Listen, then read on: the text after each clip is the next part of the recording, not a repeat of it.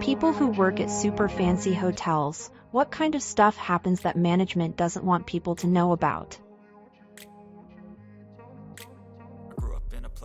My brother worked in an upscale hotel in Southern California. A morbidly obese guest sat on the toilet in his room, shattered it, got his femoral artery slashed by a chunk of broken toilet, bled to death, and flooded his room when the water line ruptured. My brother found out about it from the maintenance guy who found the body.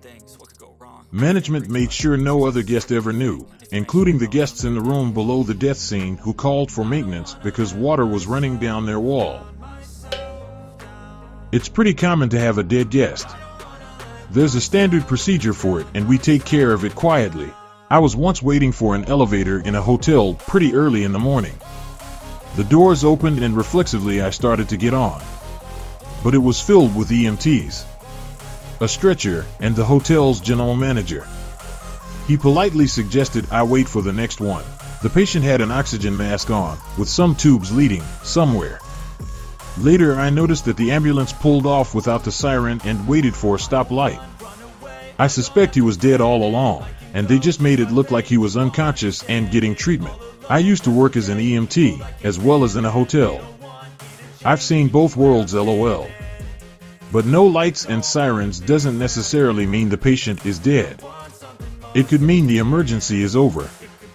Meaning, adequate care is being provided by qualified medical help, and going code 3 to the hospital doesn't bring any greater reward than just going code 1.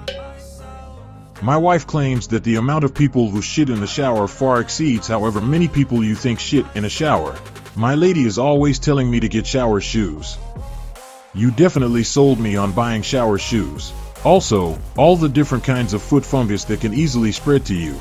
Got something from a really nice hotel about a year ago. I think it mainly had to do with how some of the more fancy hotels always seems to have some crazy shower setup that doesn't always drain properly.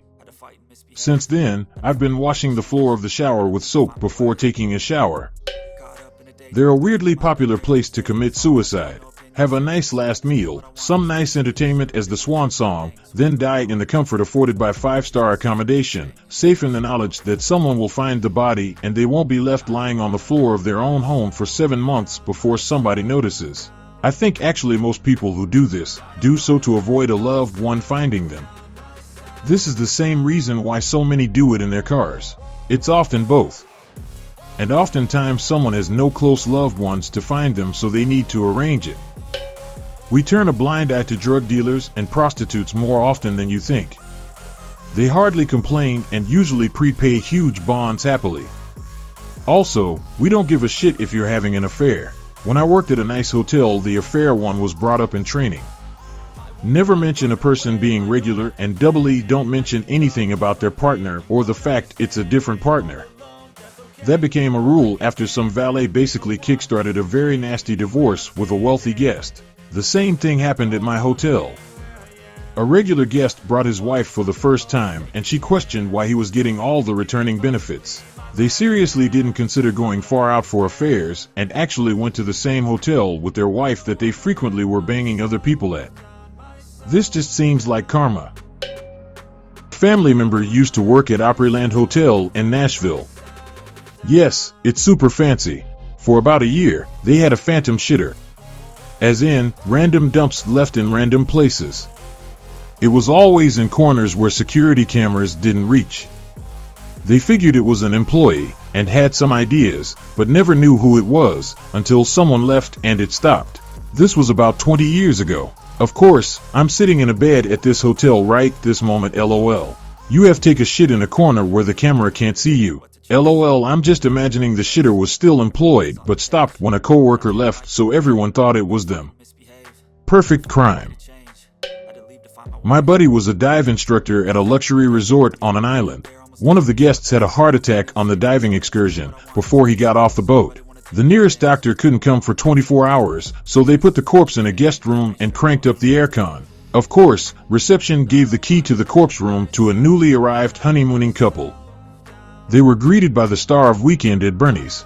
Edit for clarity, doctor was to sign off death, do formalities not to save life. Mauritius in the early 1990s. Gosh, this would be something I imagine on White Lotus.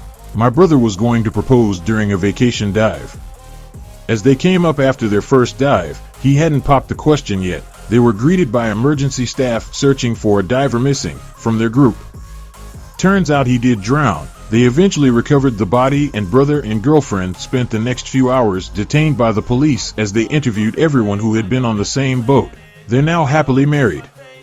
But he did hold off on the proposal until the day after. I will run away, I don't have to plan it. I can go change my fate. You won't